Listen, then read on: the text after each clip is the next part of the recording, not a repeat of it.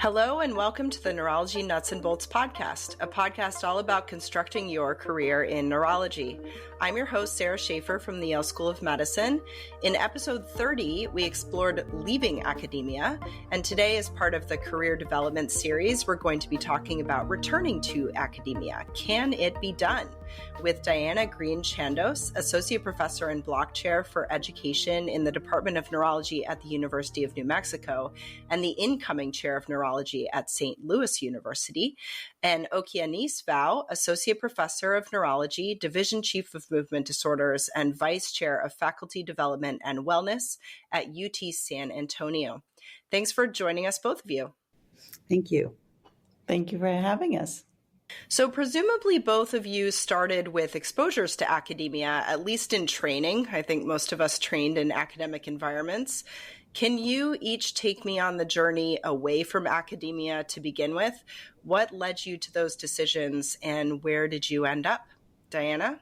So I did my residency in neurology in a pretty academic place at WashU, Washington University in St. Louis, and then my fellowship in Johns Hopkins in neurocritical care. And in my residency, and this was before work hour restrictions, I was kind of on the road for being a triple threat, but I had a baby in residency. Back then, it was not a lot of people doing that. Now it's much more commonplace, and so something kind of had to give. But I was already on the path to going to Hopkins and doing neurocritical care, and I actually was the first woman to do that fellowship with a baby. And I stayed a little bit in the Hopkins system to have a second baby, actually doing more outpatient than anything. And as I was thinking about options, I got an opportunity with my co-fellow who had started in private practice in a system called Novant Health in North Carolina to start our own neurocritical care unit. And she had started the stroke unit. And so I went ahead and took the opportunity since it had an option for me to be part-time. In neurocritical care, that was almost impossible back then. So I said, I'm going to jump. And it still had opportunities for me to grow in leadership if I wanted to, even though I was going to be working part-time. And that's how it went. So I took the leap and moved to North Carolina with my two kids. Great. Okeanis, how about you? My trajectory is a little bit different, and I love how everyone's story is different. So I'm a foreign medical graduate. I'm originally from Greece. So started residency there and then came over across the Atlantic and started my residency in New York Medical College, and then did my fellowships at Vaou. So yes, I was exposed to an academic environment. And I would have loved to stay, and that was my passion. However, my choices were limited being on a visa. And I landed on a job that was one of the largest private practices of neurology, 37 neurologists in Minneapolis. It's Noran Clinic, amazing place. At that time, I was like, that's what I have. I'll take it, and we'll figure things out as we move along. So was your plan always to return back to academics, and did you, start that path as soon as you were able to from a visa perspective, Okeanis? I want to say yes. At the same time, I didn't want to close any doors. We all, once we finish training, we're all from academic environments. We know nothing else, right? So if you say, I only want to go into academia, how do you know what the other side looks like, right? So I was thinking, let's try it out. Let's try, private practice out, and maybe I like it better. Who knows? I've never been exposed. How long were you away from academics and in your own private world, Diana? And what did you enjoy about what were you doing, and what made you itch for a change? So I was there for about 6 years. And the difference between academics and the private world is that the bureaucracy is a little bit faster. So when you want to move a program along, There's less layers. And it's a little bit more transactional when you're negotiating with people. Like, let's say you need coverage for your unit or how you're going to staff, 24/7 stroke. You can talk to people and work out a payment system with them. Whereas in academics, there's a little bit more nuances to that. There's space and how long people have been there and et cetera. So I found it, refreshing in that sense. I think that relationships are stronger. So your referral bases, whether you get the patients that they're going to refer to you or they're going to send them, the private people are going to send them to the academic center, is important and built on whether or not you contact them about their patients and you're thankful that they sent you a patient. It's a little bit different environment. In fact, I know when I went back to academics and I would always write, "Thank you for this interesting consult," the residents would kind of chuckle at me and I'd say, "Well, that's what you have to do in private practice." And so I did ultimately drop that habit, but I really enjoyed it. The leadership opportunities were also great. I ultimately became chief of neurology of that hospital and got to make an impact and see the business side of medicine and the corporate side of medicine. And so I felt like I could make changes faster there. And that's what I really enjoyed. It also gave me a little bit more flexibility in terms of what I could do with my patients and my practice up to a certain point. I think you do still have that flexibility in academics. If your time gets bought for other things, you have a lot more flexibility, but not so much in private practice. I miss teaching. And that's what ultimately, when I got a phone call from Ohio State University to come build a unit up there, that's when I said, you know what, this is a great opportunity. And I really miss being around the residents and the fellows. And that's what drove me to look into that and to go. Yeah, thank you for this interesting consult. Has a little bit of a wink and a nod to it in the academic environment. So maybe it means something different in private practice. But anyway, Okeanis, how about you? What made you itch for a change? I was there for 5 years, and this was after fellowship. You're trying to figure out your identity. At the same time, I was able to build a program there, actually a couple of programs. So I do agree with Diana. The support that I had, less bureaucracy for sure, and you're able to really grow your career, grow programs quite effortlessly as compared to what I found in academia. Is not exactly the same. I was missing that educational piece to educate patients educate patients and also educate trainees, residents, medical students. So I wanted to be in a hub.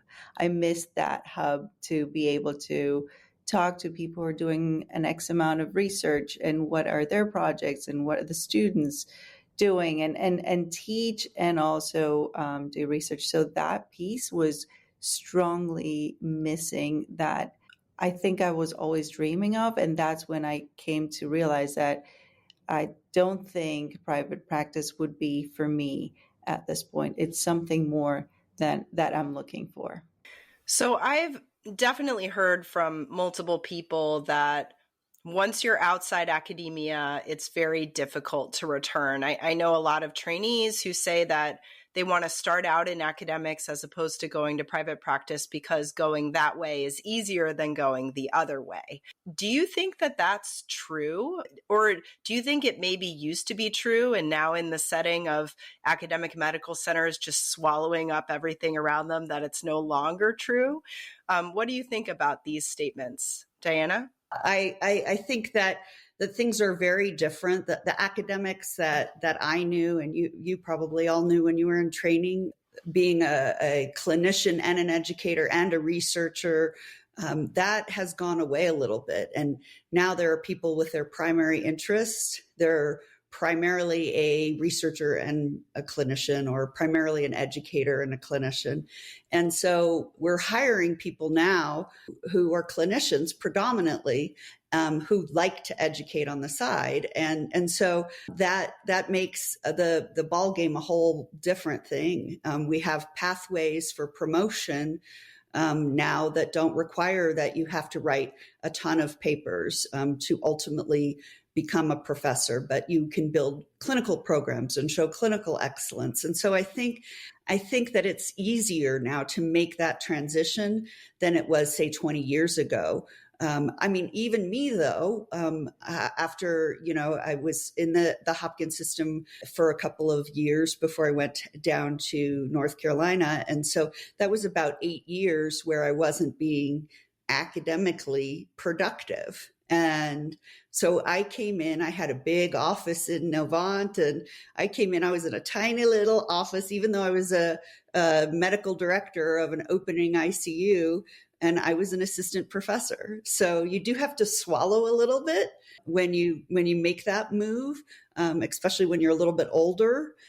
So that was a little bit strange for me.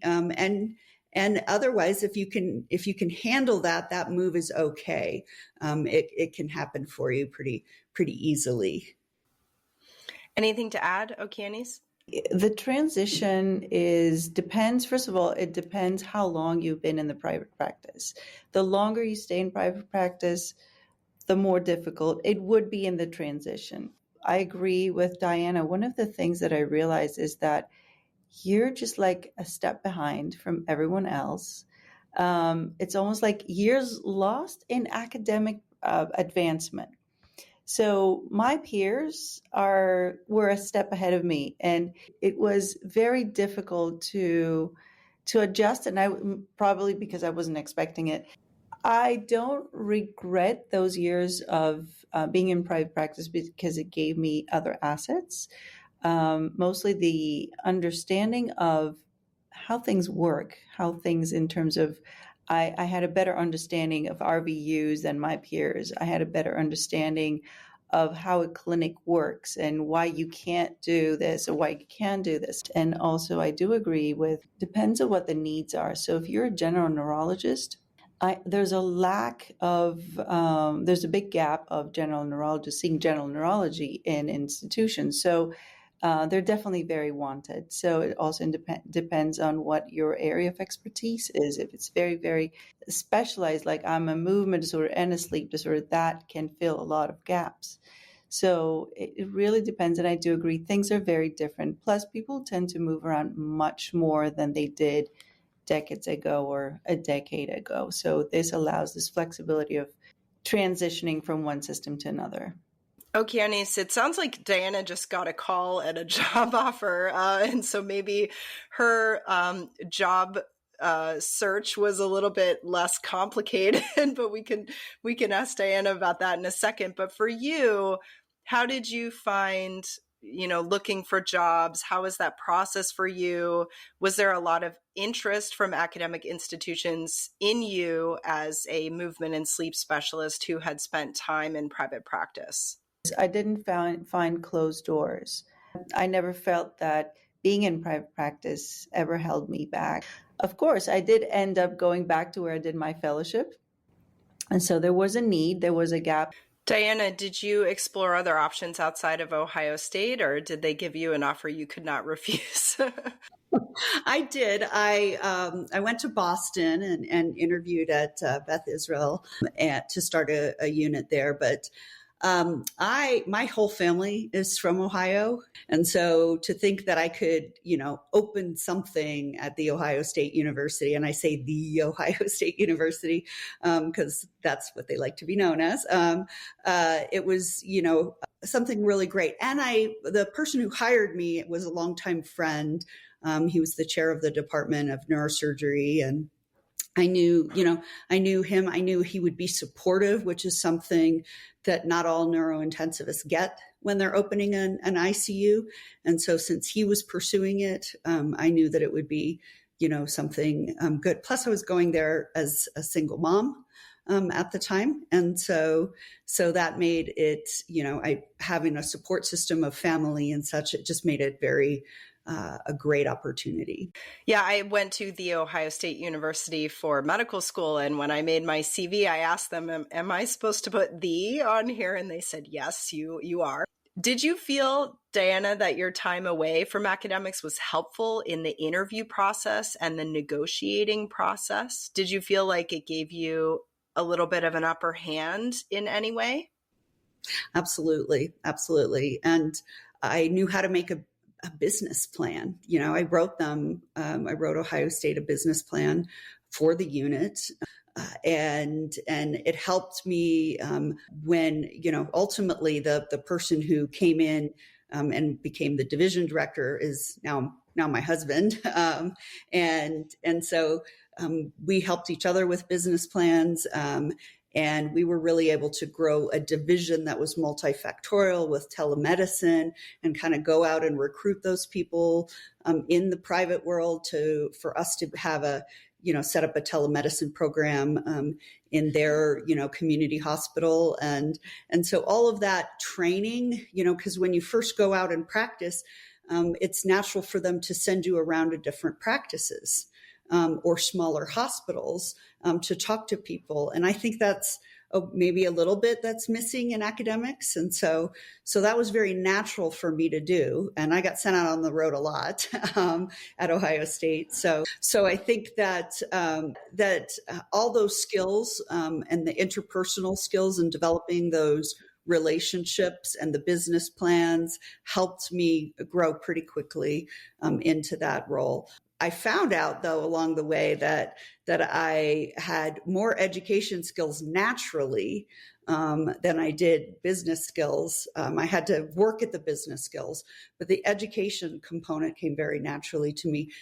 So I ultimately gave all of the residents a lecture, and I still give this lecture yearly on how to negotiate contracts and what RVUs are, what's tail insurance, et cetera, et cetera.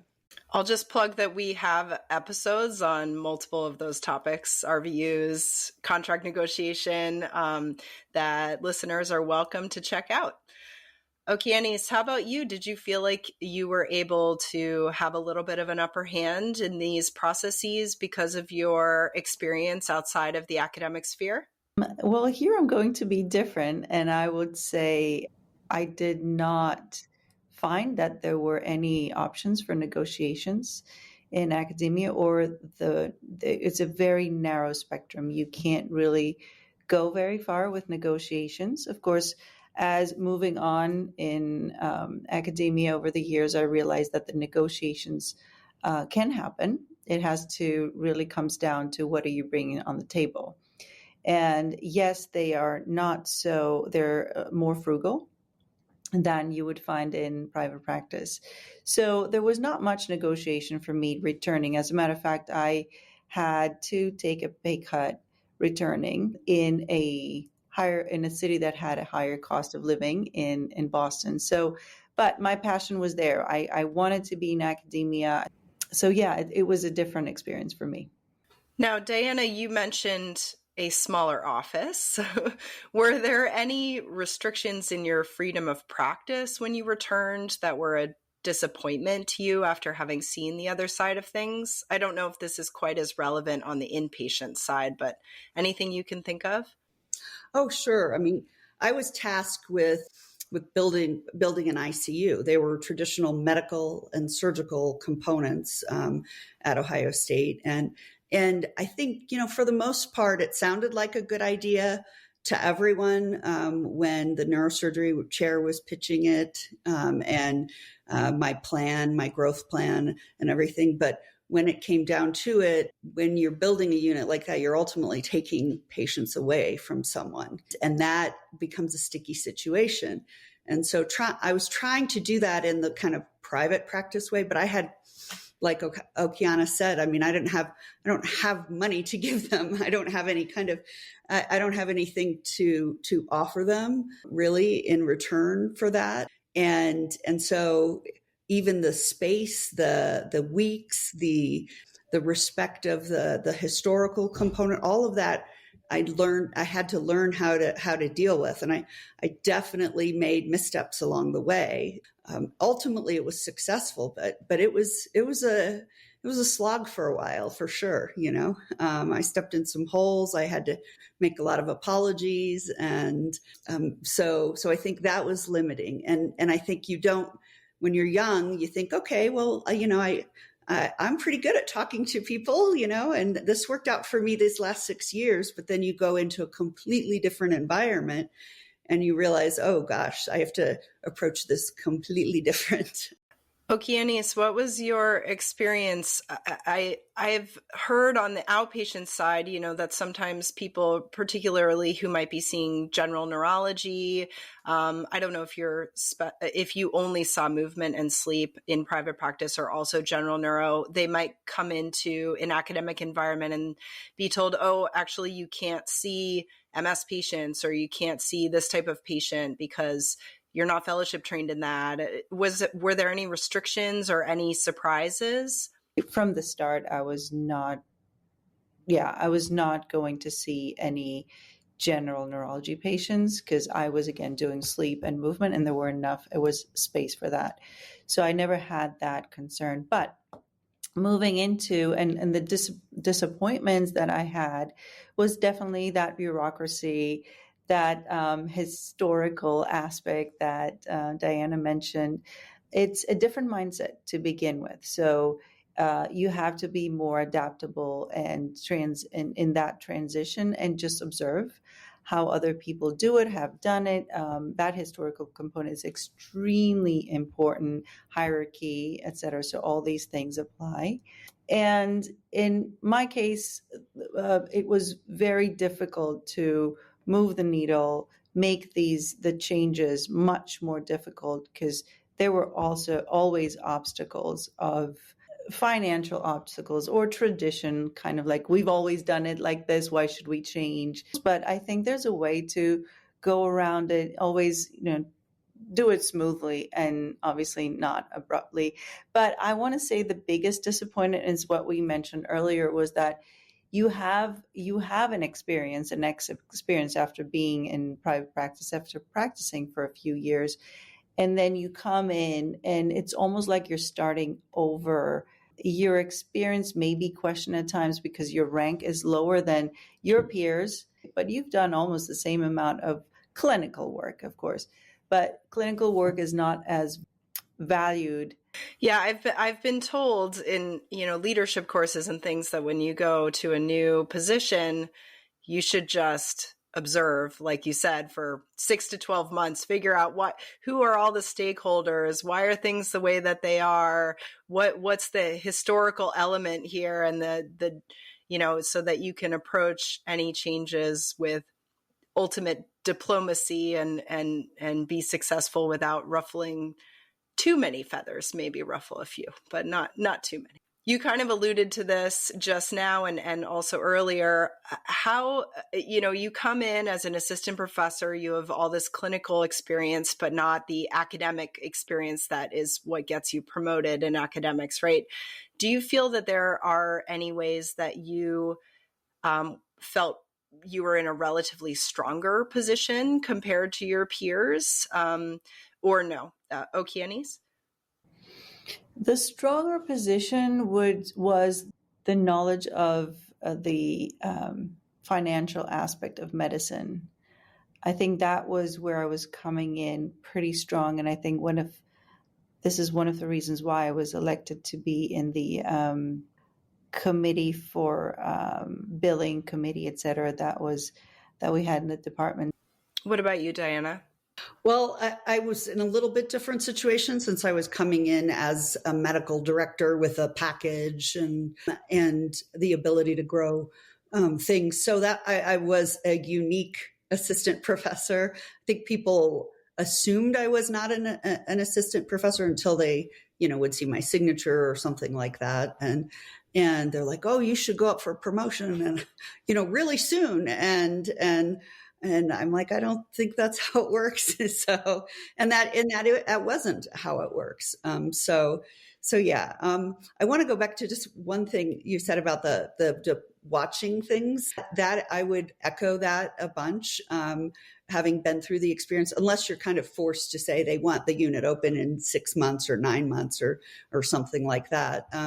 Because I do think it is very important. And as I embark on going into this chair position, I'm really grateful for the dean. I've already started working for SLU a little bit in that transition, and she wants me to hold back on my strategic plan and all of that stuff, which I think is super important. So I get to know everyone and get to know the system before I make major decisions. In the past, you used to have your whole plan submitted before they selected you. So, and that kind of that never made sense to me. I watched my husband do that here at University of New Mexico. I'm like, how can you do that when you haven't been there? And so I'm really glad that I'm in that position going to SLU, because I think that 6 to 9 month period is critical for really honoring the people that have been there and being able to grow without losing anyone, which I think happens a lot when a new chair comes in. Yeah, definitely. Can I add something to that? My motto is, because I've done a couple of transitions, so once you're entering an environment, yes, it's observation and the wise person. So what I call the wise persons, I observe, and I always pick one person who seems to know everything about the institution, how it works, and I pick as the advisor. So these are my 2 ways that I make it happen. Very true. I love that. Diana, looking back, do you think that your trajectory as making a NICU from scratch in the private practice, do you think that contributed to your ultimate success as a new incoming chair, being chosen for that role?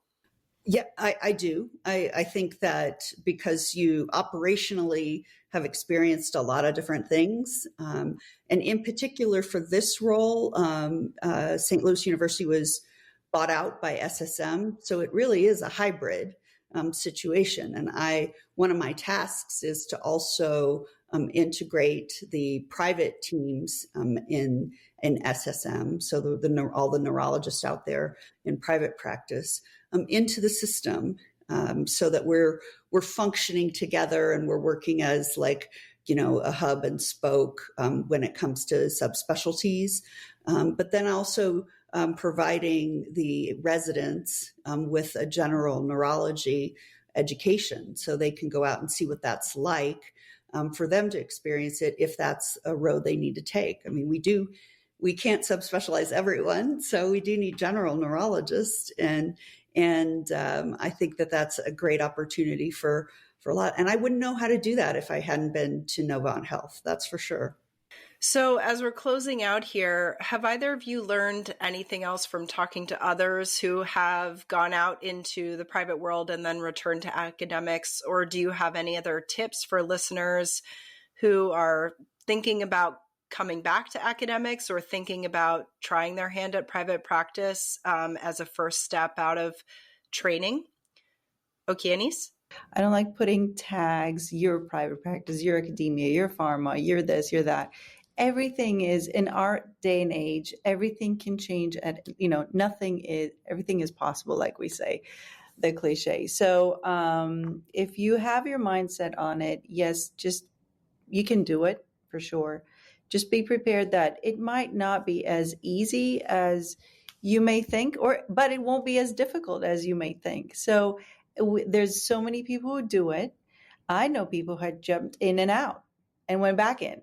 So it really depends on the situation that you can make it work. You can be successful, and it's a different mindset. But as long as you stay flexible, I don't see any reason why you can't do it. I agree completely. If you are in private practice and you're missing something in academia, you want to do research again, or you want to see patients, want to teach residents, that's available a lot more now. And I'll put a plug now that I am more than happy to hire general neurologist in my future department. But I do think that things are very fluid now between the private world and the academic world, where it wasn't before. And so if you're hearing that advice, oh, you can't go back into academics. I don't think that's true anymore. I think it was true 20 years ago. I don't think it's true now. Yeah, as somebody, coming out of or in early career, one of the realizations that I've come to is that my career is long, and what I'm doing now doesn't have to be what I'm doing later. And if I want to do something in my life, I don't have to do it now. I can do it later. There's a lot more fluidity than maybe it feels like when you're first starting out. Absolutely. All right. Well, thank you both for sharing your insights with us. I'm sure our listeners really gained a lot from this. Thank you. Thank you so much. Thank you for having us, and would love to also take anyone who would be interested in advice. Happy to mentor. Absolutely. Me as well.